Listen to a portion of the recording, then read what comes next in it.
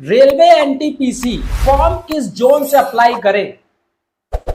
Form भरने में आखिर कौन कौन से डॉक्यूमेंट अपलोड करने हैं कि नहीं करने, आखिर क्या क्या डॉक्यूमेंट हमारे पास होने चाहिए फॉर्म भरने के लिए।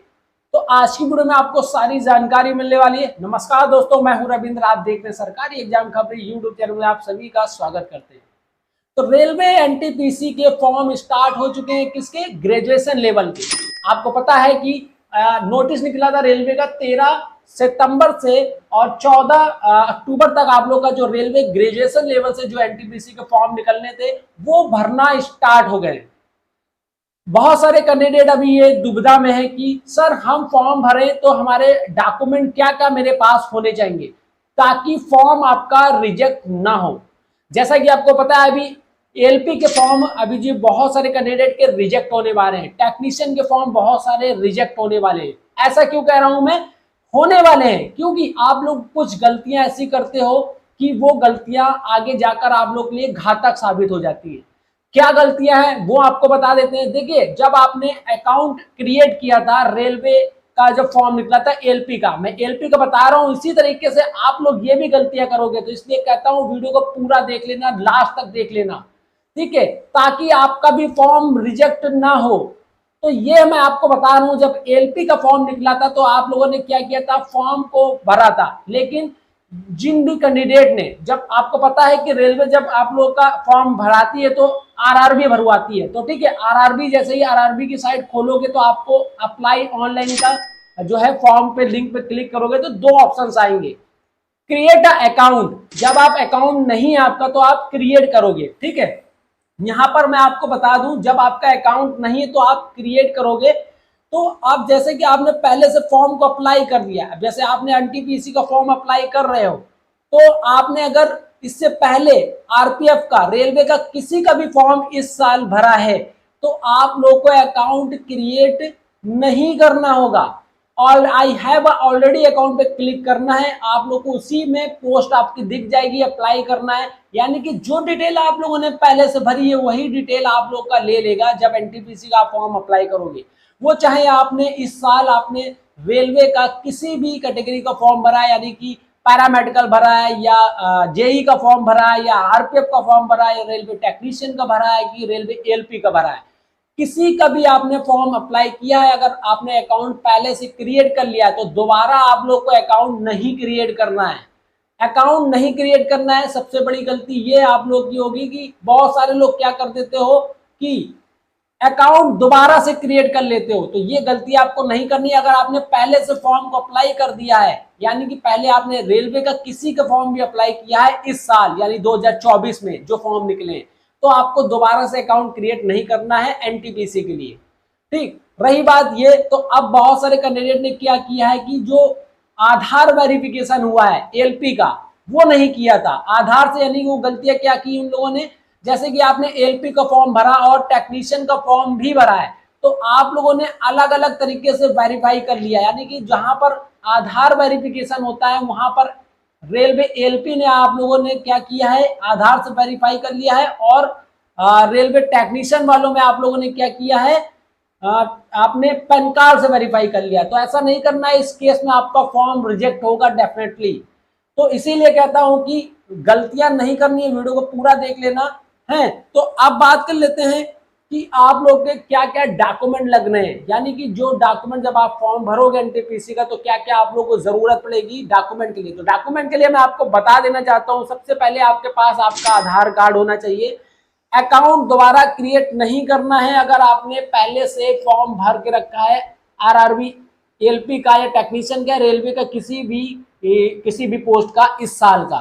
ठीक, तो आपको I have an already account पे क्लिक करना है, जो भी आपका पहले आईडी पासवर्ड था उसको लॉगिन करके और एनटीपीसी का फॉर्म अप्लाई कर दीजिएगा। ठीक, अप्लाई करने पर आ गए तो अप्लाई लिंक पे क्लिक करोगे तो आपके पास क्या क्या डॉक्यूमेंट होने चाहिए ये भी मैं आपको क्लियर बता देना चाहता हूँ। बहुत सारे कैंडिडेट ये कंफ्यूजन में रहते हैं, तो यहाँ पर देख सकते हो कि आधार कार्ड आपके पास सबसे पहले होना चाहिए। आपको वेरीफाई आपका आधार कार्ड से ही करना है।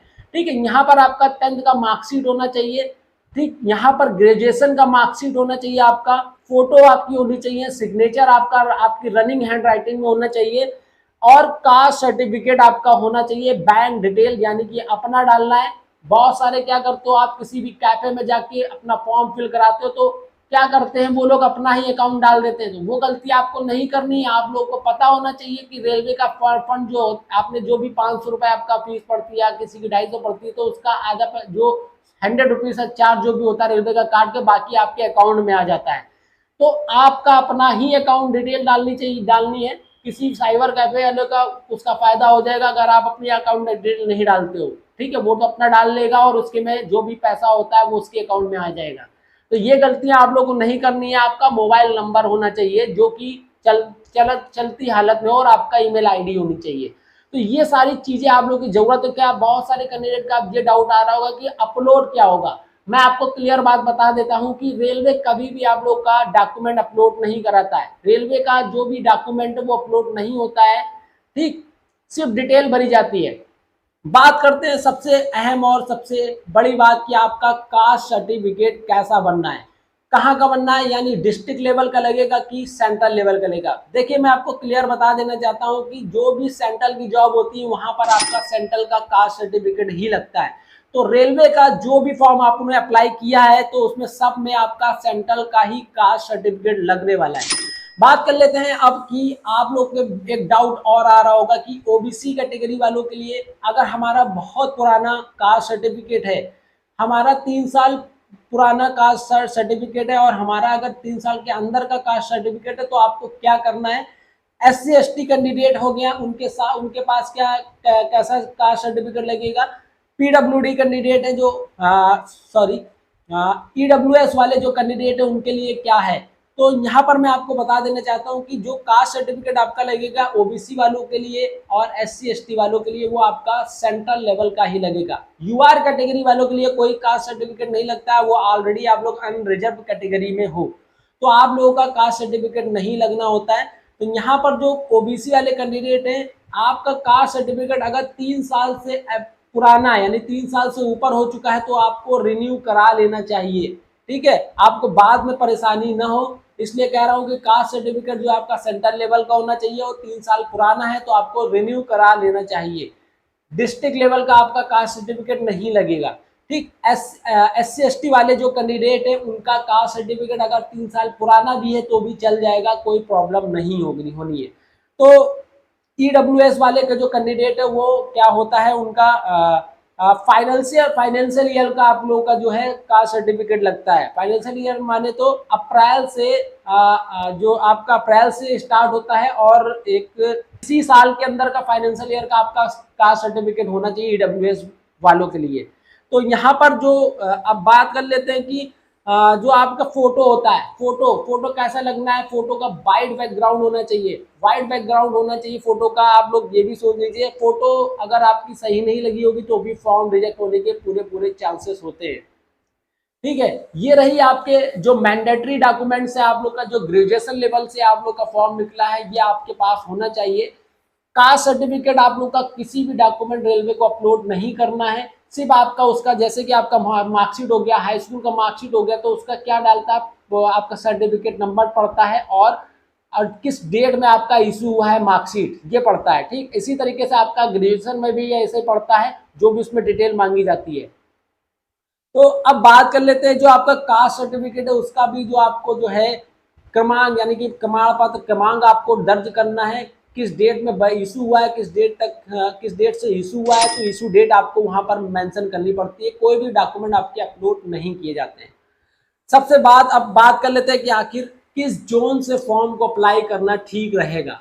यह प्रश्न बहुत सारे कैंडिडेट का है कि आखिर किस जोन से हम फॉर्म को अप्लाई करें। तो यहाँ पर मैं आप लोगों की सहूलियत के लिए मैं बता दूं कि आप लोग के जो इस बार की जो NTPC के फॉर्म निकले हुए हैं ये बहुत कम वैकेंसी निकली हुई है।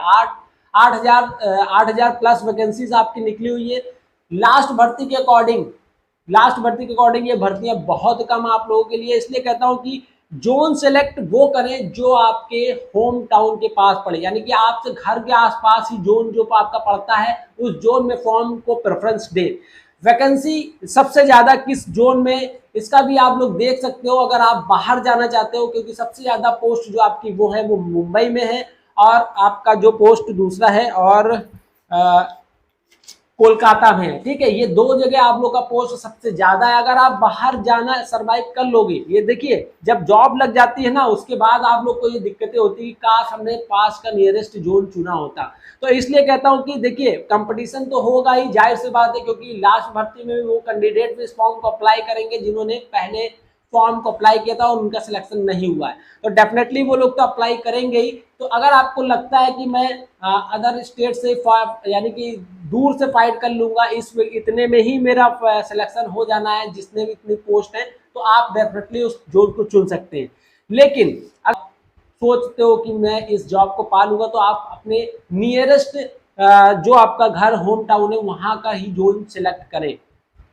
तो यहाँ पर जो है कैटेगरी भी बहुत कम निकली हुई, किसी इस कैटेगरी में आप लोग का निकला हुआ है category number 1, category number 2, category number 3, category number 4। इन कैटेगरी में आपका निकला हुआ है जो लेवल 5 की पोस्ट है वो स्टेशन मास्टर है। ट्रिपल सी की पोस्ट जो आपकी है चीफ कॉमर्शियल कम टिकट सुपरवाइजर, ये भी एक अच्छी पोस्ट है, लेवल 6 में आती है। तो पोस्ट प्रेफरेंस के लिए मैं एक अलग से आप लोग के लिए वीडियो क्रिएट कर दूंगा, अगर आप लोग कमेंट करोगे। तो सबसे ज्यादा जो पोस्ट है वो गुड्स ट्रेन मैनेजर की है, यानी कि 3144 पोस्ट जो है सबसे ज्यादा पोस्ट आपकी इसी की निकली है।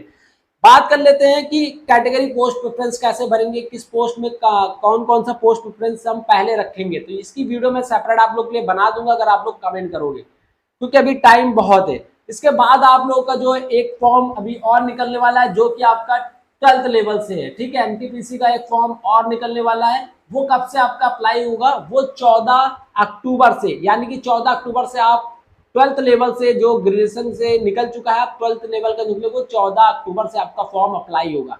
तो ये सारी चीजें हैं आप लोग के लिए मैंडेटरी हैं, यानी कि इन सारे डॉक्यूमेंट के आपके पास होना चाहिए जब अगर आप रेलवे एनटीपीसी का फॉर्म अप्लाई कर रहे हो, ठीक है। जोन सिलेक्शन के लिए भी मैं एक वीडियो लेकर आऊंगा, आखिर किस जोन से भरने के लिए आप लोग को सबसे फायदा मिलने वाला है। तो आज की वीडियो को यहीं तक रखते हैं, और वीडियो पसंद आए तो वीडियो को लाइक करके चैनल को सब्सक्राइब कर दीजिएगा। मिलते हैं किसी नेक्स्ट वीडियो में किसी नेक्स्ट अपडेट के साथ, तब तक कीप वॉचिंग सरकारी एग्जाम खबरी। जय हिंद, जय भारत, स्वस्थ रहें, मस्त रहें।